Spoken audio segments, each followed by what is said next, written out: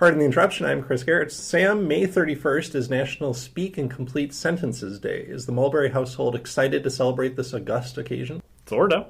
But surely you must feel a rush of exhilaration when subject and verb come together to form a complete and coherent thought that speak to our deepest needs as human beings. Well, kinda. And doesn't a well-placed prepositional phrase serve as the cherry on top of a beautifully constructed sentence? Meh.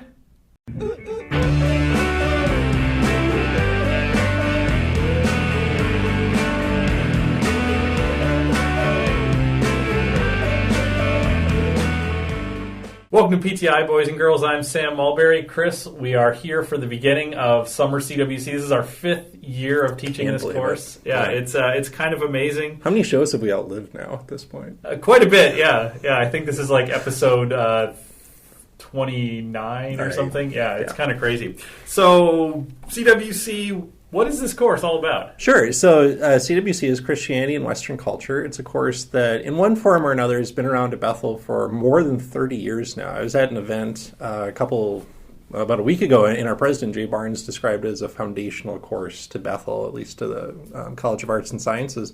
So in the Gen Ed curriculum, this is the base for the Global Perspectives pillar. So you go on from this class to take classes about 19th, 20th century American history, non-Western cultures, taking language courses, taking more advanced kind of comparative courses. And so the idea is that we wanted to give students a course where they can examine a culture that they feel like they know pretty well. So like America is generally thought of as being part of Western culture in some way, and you know, some of that we want to celebrate, a lot of that we're going to criticize or at least approach critically. But it's actually a really difficult skill to kind of be able to step back from your own culture, from assumptions that you just held unthinkingly, or from values that you share but don't know where they came from. And to think about the source of all that, and to think about how that fits with your commitments as a Christian. And so I think that's the kind of big meta skill, is how do you understand culture, how do you step back from it, how do you appreciate it, how do you criticize it?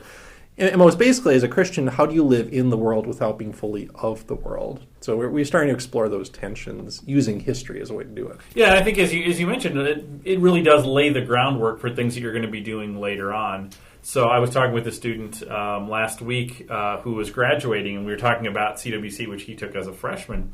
And we were really talking about this idea that, when he got to his Christian theology course, when he got to his L course and U course and G course, that he found CWC to be really helpful, kind of in light of that, thinking about how that laid a groundwork that then in those courses they could dive deeper into those types of things. So I think thinking about, I think sometimes we don't think about ourselves as living in a culture, so taking that step back and thinking, well, this is a culture that if you grew up in the West, surrounds you. If not, by being at a university like Bethel, like you're impacted by Western culture. And I think to be able to know it, understand it, and name it helps you start to think about it in a different way. And I think that's hard work on a lot of levels. I often think of history generally, but this course definitely it's almost like a spiritual discipline, because we're so tempted, right, to just kind of glide through the world unaware. It actually takes some effort, some willpower, some dedication and perseverance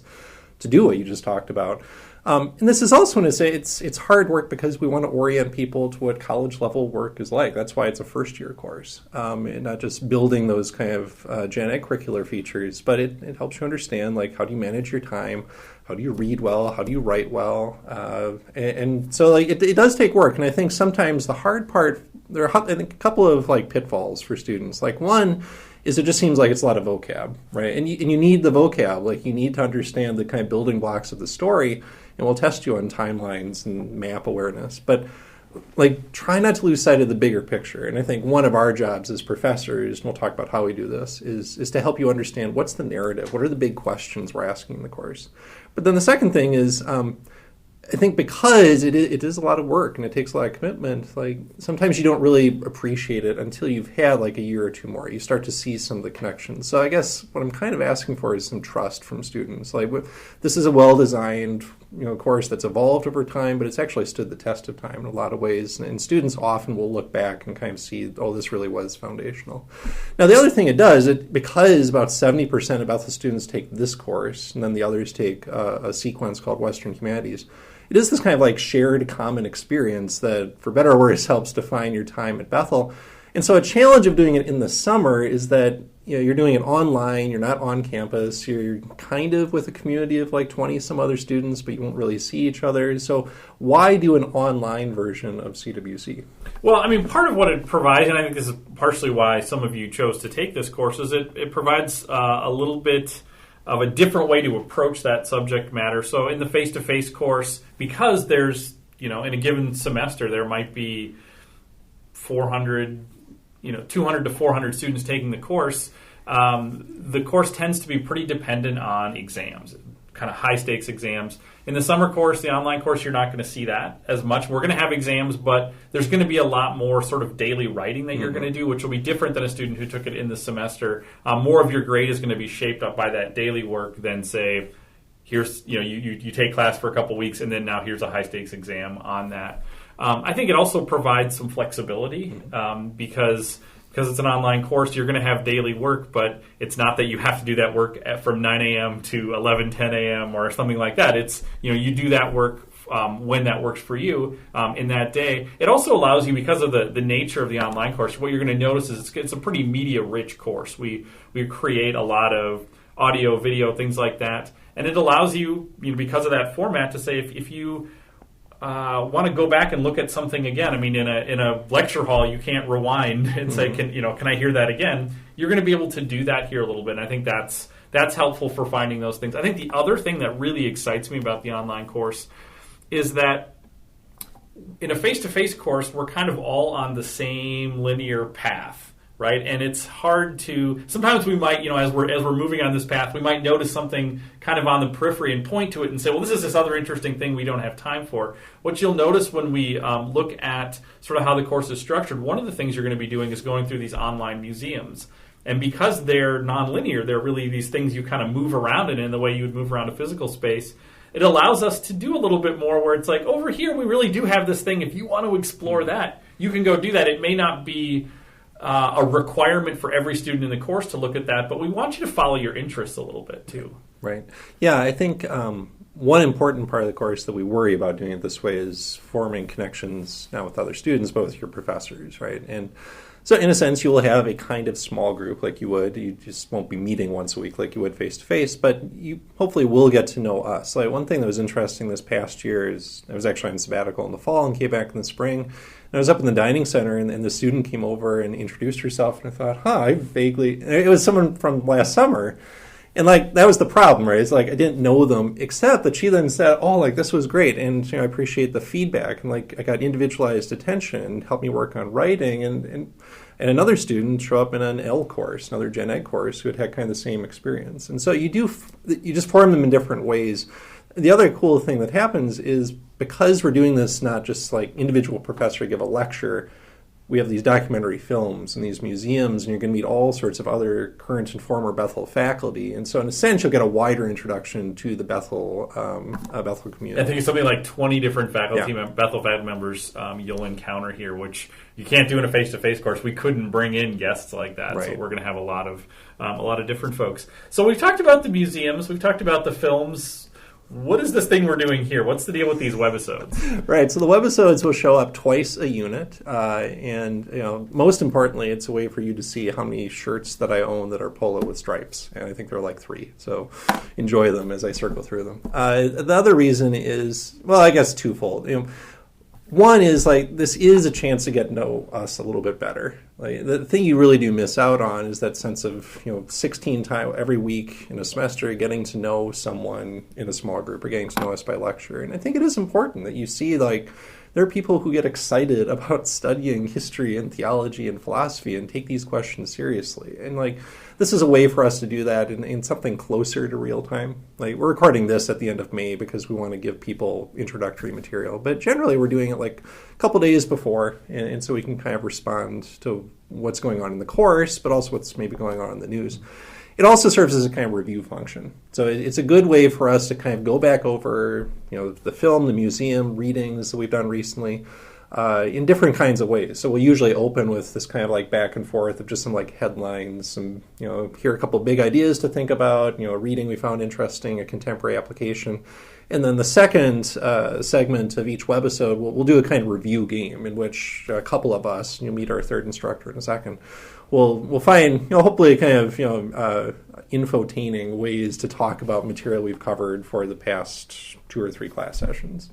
So, it's also like fun. I think this is the funnest part for us because it's the part that changes every single right. time. And one of the things, whenever I talk with other faculty about this course, is that this was a really intentional thing when we put this course together, which is we built these big structures, which took a lot of time to make, these films, these museums, but we purposely built in a third of the course that is sort of burned once we've used it. Like it's, you're not going to see something we filmed last summer in these webisodes. This is going to be us really dealing with you. So one of the big things I would encourage, and Chris mentioned this, but is if you have questions you want us to discuss in these webisodes, email us because you can help shape what it is that we're going to be doing on these webisodes. Yeah, I would say that's something that maybe we want to hit harder this year. Like, I think we always mention this, but maybe we should encourage this a little bit more because that actually helps. In some sense, we've each taught this course face-to-face and online a number of times. We have some sense of, here are readings students get tripped up by, here are important topics, but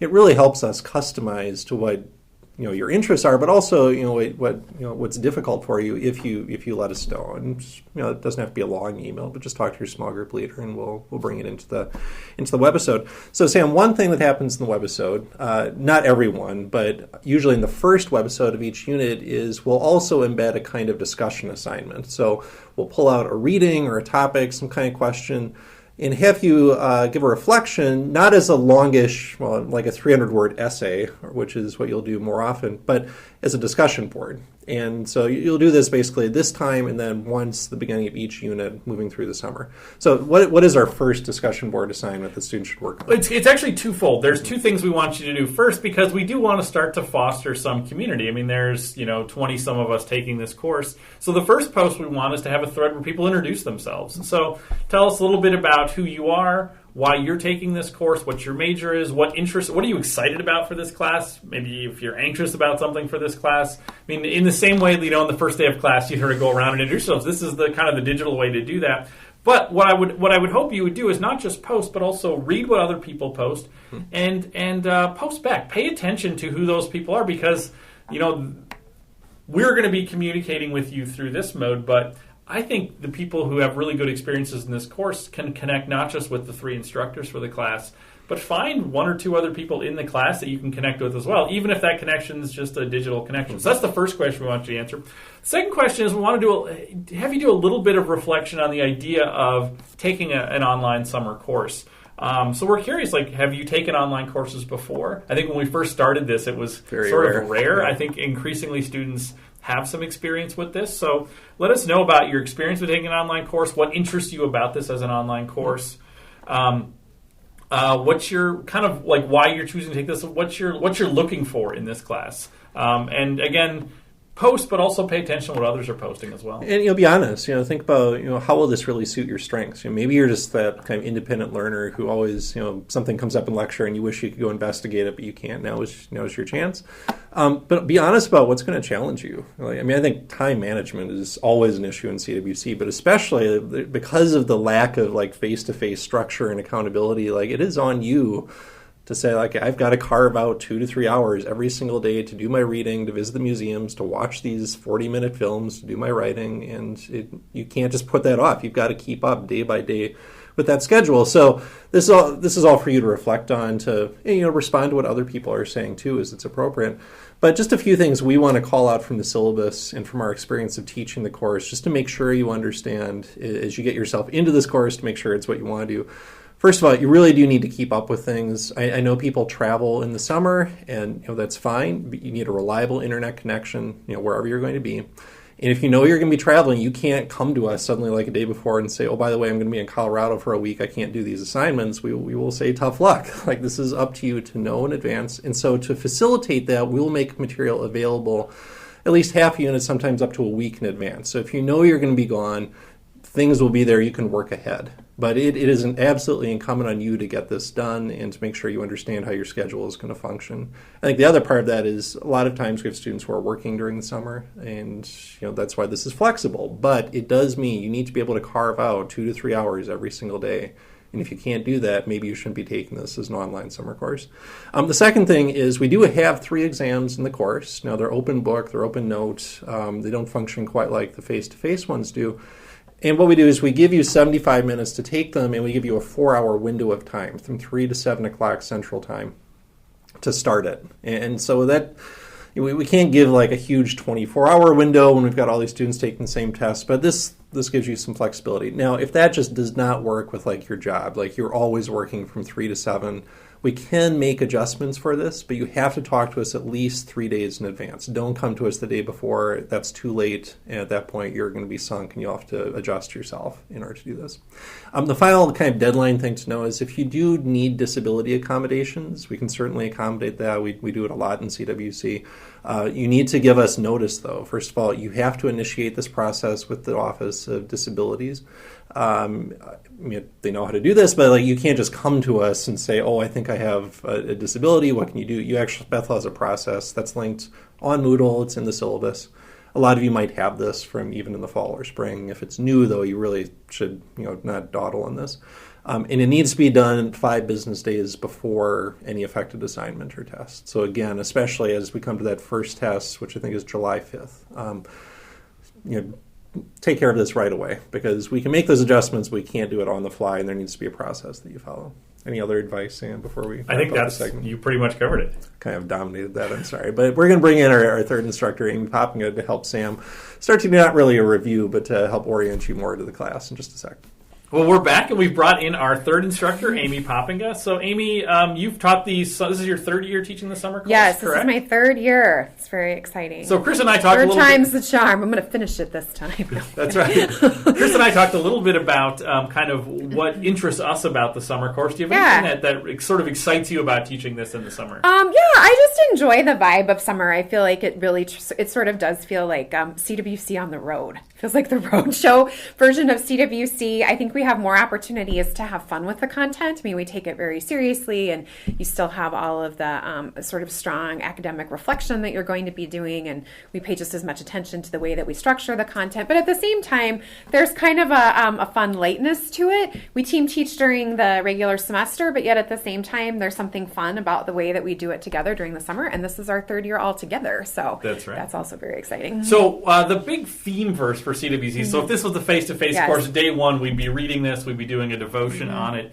is Hebrews 11 through 12:1, which is the sort of great cloud of witnesses. So why is that the theme verse for CWC? Well, because what we want students to be able to do is to recognize that, especially if you identify as Christian, you have a Christian legacy and a Christian heritage, in addition to however you might think about your family, or you might think about your your ancestry. And I know for me that's actually really meaningful. And so what we want to do is to make students realize, or make them aware, that they are in 2017 in the midst of this long legacy that has been established, for thousands of years. And so when we look at this passage in Hebrews, what we see is this accounting of a lot of the biblical figures that have moved the faith forward. We think about people like Abraham and sort of where things begin in terms of God making this promise to Abraham. And then Hebrews just really takes this approach of laying out all of these people to whom God has been faithful, and certainly people who have made big mistakes, people who,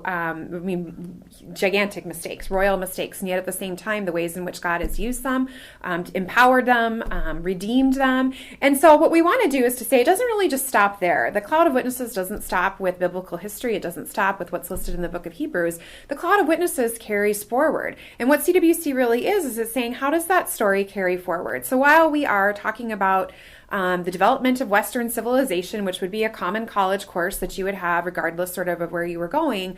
And we cover that content as well. But what we want to do is to sort of take moments along the way to say, these are people who are going to continue this legacy of carrying the Christian faith forward. So, and I think there's power in that image of being, I think it's Hebrews 12:1. It says, therefore, since we are surrounded by this cloud of witnesses. So there's the idea that history is this living thing, right? Yes. That these people of faith who came before us surround us and cheer us on, right? It has this sort of stadium image.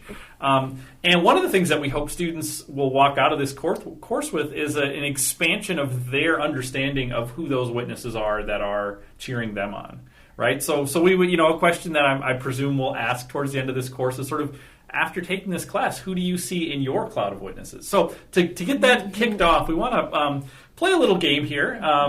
And when we say game, we mean something fun, not necessarily a competition. But Competitions might come later. But there's still learning that can occur. Yes, that's right. Competitions come later. So we want to play a little game we call Heads on Sticks, where we talk to some kind of figures within the contemporary culture, popular culture, and ask them about sort of where they see people in their cloud of witnesses. So, Amy, I think you're up first. I do. You are Vladimir Putin. I am.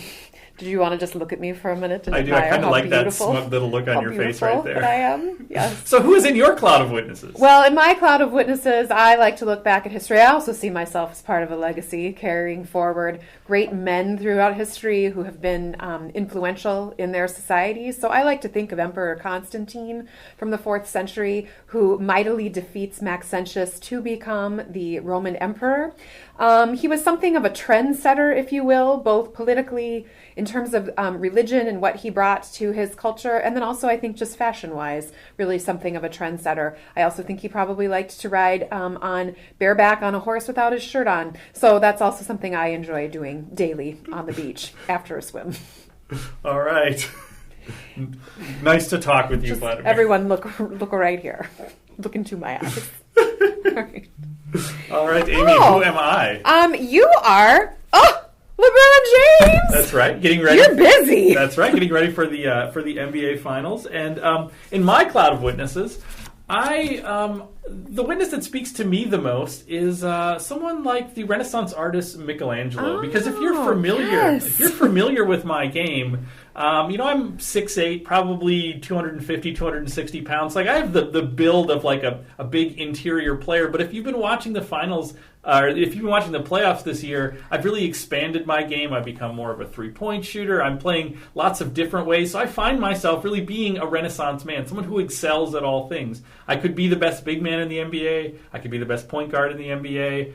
I can sort of do all of these things. And I think, Michelangelo was like that during the time of the Renaissance. He was the greatest, perhaps the greatest sculptor in the Western tradition. He undertakes one of the largest painting projects in painting the Sistine Chapel. He's maybe the greatest Renaissance architect, right? So that's me, because I'm the architect of the world champion Cavaliers. Hopefully I want to change my answer. I thought of someone new. All right. Yes. Amy, you are up next. You are Gail Gadot. Gadot, yes. Please do not say Godot. I am not French. I am Israeli. People often make that mistake. And you're going to be starring in the DC movie Wonder Woman. Wonder Woman, yes. I don't know if you've read any of the reviews of my new film, but they're getting excellent reviews. Oh, are they? They're being labeled as the best superhero film in years. Wow. Yes. And I know you love superhero films, Sam, so I think you're going to be excited to see this one. I am. So who is in your cloud of witnesses? So in my cloud of witnesses, I really like to point to the basically 5 women we'll talk about in this course, as women are not too prevalent in terms of how they come to the forefront in history. They're there, and sometimes we have to suss out how to find them. One of my favorites is probably Joan of Arc. She's someone that I researched for my role as I looked back for powerful women who were warriors, who really sort of received a message and were trying to bring about a form of peace, if you will.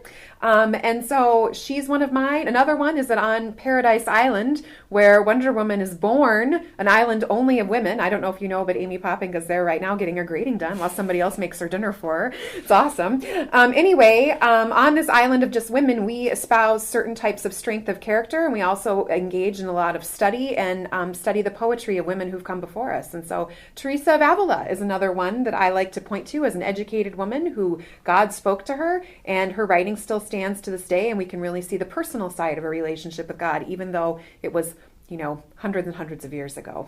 Fantastic. Well, we will see you at the cinema. Oh, you will, except for the women-only screenings. That's You're right. You're going to have to wait. All right, Amy, who am I? You are Neil DeGrasse Tyson. Yes, the prominent sort of public astrophysicist. Yes, did I say that right? DeGrasse Tyson. DeGrasse we have a lot of tricky French, not French names today. Right. So in my cloud of witnesses, I was actually recently on Larry Wilmore's podcast, and we were talking about faith and science. And I talked about how I was really drawn to the 17th century scientist Galileo, who was a person of faith. No, I don't necessarily consider myself a person of faith. It's complicated. You should listen to the podcast. We get into that. But what moves me about Galileo is that Galileo was himself a person of faith, but he was also a really true scientist. And he realized that we needed to draw some lines in terms of how we looked at Scripture. That for him, he said Scripture was very important. But Galileo's idea was that Scripture tells you how to get to heaven, how to go to heaven, but it doesn't tell you how the heavens go. It doesn't tell you the science of how the planets move and the stars move. So I find that to be very interesting, and I think Christians could learn a great deal from the example of Galileo about how to be a scientist and still be a person of faith. Excellent. Wow. You know who I think you would have a lot in common with? Sam Mulberry. Sam Mulberry. Hi, everybody. I'm Sam Mulberry. And so I have many people in my great cloud of witnesses. I've been teaching this class for an extremely long time, but I would have to say I probably would highlight Augustine. Augustine is a figure that we will encounter at the end of, I was going to say season 1, but unit 1. And Augustine is one of the most prolific and influential Christian writers. And one of the reasons I really identify with Augustine is just sort of his own personal faith journey and struggle. You're going to be reading portions of Augustine's autobiography as he is very honest about how he pursues God, how he feels like God pursued him, and how he had to find God in the midst of a greater culture that he felt was also calling to him. And Augustine's significant because Augustine, once we are introduced to him, will never leave him behind. We'll carry him forward into every unit, and many of the readings and the people that we will be introduced to throughout the remainder of the class, we will often be thinking, what would Augustine have to say? Or what did Augustine have to say? And how were these other thinkers influenced by him? Fantastic. Yeah. Amy, last one. Who am I? Oh, well, you look like me, but it's been a very a long old time. version of you. This is a time machine going back to like 2006. I think in 2005, yeah. Okay. Wow. All right. In my cloud of witnesses, there's so many people that I could name, but I am going to say the 18th century preacher John Wesley is really an important figure for me, and it's because Wesley really draws together certain threads within Christianity that are important to me. I mean, Wesley he's a revivalist preacher, so he thinks it's important that Christianity be something that is felt in the emotion. So when he would preach sermons to coal miners or field workers, or preach sermons in churches or town squares, he would preach sermons that were aimed at people's hearts, aimed at really transformation of people, aimed at conversion. At the same time, he's not anti-intellectual. I mean, he thinks that the mind is also a really important thing. And another piece that's really important for Wesley, that is important for me, Amy Poppinga, is the idea that faith is something that is in action. Faith is something that's lived out. He's really impacted by the Pietist movement, which we'll talk about in season 3 of this course, or unit 3, depending on how we want to think about it. And you're welcome to binge watch them, if that's what you'd prefer. Once they're made available. Yes. So he's somebody that I think is really crucial, and it's really become an important part in the church tradition that I now probably identify most closely with, the Methodist Church. That was inspiring. So that's Heads on Sticks. We're going to be back in just a moment with Chris and Amy to wrap up the show. All right, Amy, let's finish strong. This is what we call a happy time. Happy birthday to Phil Keegan. Kahan? Keegan. Coogan? Keegan. Today is the day of tough pronunciation. Phil Keegan, the New Zealand-born host of The Amazing Race, who is 50 years old today. Were you that surprised? Is amazing. Is that high or low? I think that's, I don't know. I feel like when you yourself are pushing 40, all of a sudden 50 doesn't seem that high to me anymore, but I thought he's probably like 47, 48. He looks pretty good. He looks good. Yeah, we were watching the first season of Amazing Race on Amazon the other night, and Phil looks like this little boy from... Oh, funny. Yeah, it's very funny. Anyway, Amy, given the Amazing Race's theme, what exotic place would you most love to visit that you have not been to before? Oh, can I not have... Well, you can go back, I guess. Okay. All right. That's a Well, tough one. I did not All right. specify that before. Yeah, no, you Okay. did not. So what exotic place would you like to visit? Okay, well, I don't know what we think of as exotic. If I have to go with a place I've been to that I probably would like to live, I had a three-way tie. So one would be Hong Kong. So we've been to Hong Kong a few times. I love it. It's just such a unique, I mean, there's no place like Hong Kong, which is this incredibly interesting, diverse culture. And at the same time, I mean, it's China, but kind of not. And it's so many people in such a small place, and the city never stops. And so actually, I feel like that's, if I had to pick a city, that is the city that I would probably choose to live in for a while. I also have this desire actually to do island living. So it could be any of the Hawaiian islands. I like them all. But if I'm going with a place I've never been that I've always wanted to go, it actually would be Fiji. So it's kind of like my dream vacation is to go to Fiji. Now, I know that we would get probably bored and tired relatively quickly, but you didn't say here how long we had to live there. No, so I meant like it's just how it's just to visit. No, you're just like rushing through on your way to the next. Well, that's stop. true. Then probably then just Fiji. Probably. So would you be a good Amazing Race contestant? No, I would be terrible. I would be terrible too because I am kind of. I mean, I can't eat crazy things. I'm afraid of heights. Part of me thinks it'd be hilarious for the two of us to do like the CWC team. That's true. Team, except we would hate each other within one. Do you think we would? I feel like we get along well, though. I feel like then we'd be like, no, I don't want you to do it. No, I don't want you to have to do it. Sam could tell you because Sam and I teach this travel Yes. course in World War I. Like there are moments that feel a little amazing, right? Like when you have to adapt to the fact that your flight has been canceled twice, Yes. and it's 1 a.m. trying to find a bus in London, and I look like a ticking time bomb. Well, and see, that's me situations. too. Like, you're a little bit of a panicker, and I'm kind of a panicker too. Now, the good thing is I can recognize it in you, so I usually know when I'm thinking, oh my gosh, she needs a snack, or whatever. But the hard part is we're too much the same, so you're probably right. Probably wouldn't work for us. We're too much the same. So, Hey, guess birthday, what? Phil, whatever your name is. Keegan. It's Keegan. Happy anniversary, Madison Square Garden. It's been renamed and reopened this day in 1879. Wow. I know, it's incredible. Chris, not 1889 or 1989, 1879. Chris, the Garden has been the home to 8 NBA finals. That really is unbelievable. It is 'cause crazy. The Knicks are terrible. Who are the Knicks? The Knicks didn't make it this year. Ha, shocker. So who will win? Golden State or Cleveland? What's your pick? And we should point out, we're doing this before the final starts, so we don't have the Yes, we advantage. do not. And We don't I've know. I've heard that LBJ is a Renaissance man, and he did it last year. But I'm going to go with the Warriors. I think it's their year, and I wanted to see them win. I'd hate to see them be one of those teams that like the Utah Jazz of the 21st century. So I read 538.com a few times, and Neil Payne just had an article it's called the ELO system, which started with chess, and you can apply it to other sports. And your rating goes up the better Wake up. you perform. Wake up, Anyway, everyone. it measures greatness, and the Golden State Warriors of this year currently are the second greatest NBA team of all time, behind the 95-96 Bulls, who won 72 games and beat the Sonics. Those were good days. Right, and apparently if the Warriors win the first game by at least 9 points, they will actually temporarily overtake the 96 Bulls. Goodness. And if they actually sweep, they will solidify their status as the greatest team of all time.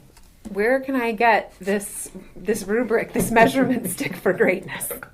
Also, you don't know who will win till I decide and then pay for it. Write the check. Okay, well, All right, yes. Happy trails to the 2016-17 academic year. Goodbye. I don't know what its ELO rating was, Amy, but Good riddance. fond memories are, I guess, good riddance. No, yeah, Ready I to turn had the page. You're kind of like that. Like, Yes. year is done. Let's move No, on. I had a good year overall. Every year has its highs and its lows, but I tend to always end the year feeling pretty satisfied with it. Can pick out the things that were great. I have great students. Now, maybe so I've jumped I had the a good gun. year. Is summer 2017 part of the 2016-17 year, or is this the beginning of the 17-18 year? Is it either? I wasn't sure. I I had to don't put think the it's link to the either. catalog. International waters. It is. It is international Anything waters. goes. It's just this neutral. This counts as education. Yes, I mean, I do feel like in the summer we might as well be doing we're on like a cruise ship somewhere. Yeah. We're just sailing around So anchorless, expect which lots I of like. shuffleboard this season. on Indeed, you will, CWC. and buffets. All right, so that's how we do CWC, the TV show, the webisode. I forget what we call this thing. But just a reminder, you do have an actual assignment. Yes. So you've got a few kind of pre-term assignments. Read the syllabus, read the schedule, get your books. And then you've got this 2-part discussion board response on Moodle. First part, just introduce yourself. Second part, do a little reflection on what it's going to be like for you to learn in this environment. Maybe you've done a lot of this. Maybe it's your first time. Maybe you're transferring and you're in your 3rd year of college. Maybe this is your very first college experience. But do some kind of thinking aloud about what's going to come easily, what's going to be a challenge for you before you get yourself into it full time. Yes, and keep your emails coming. So if you have questions, again, if you have, I think, especially important information you need to let us know as it relates to travel or as it relates to work schedules, we need to know those things as soon as possible. And we look forward to seeing you, I don't know, on the internet again soon. Is that how we're going to end these again? episodes? Oh, I don't know. We have a special ending, don't we? We do. Say goodnight, Canada.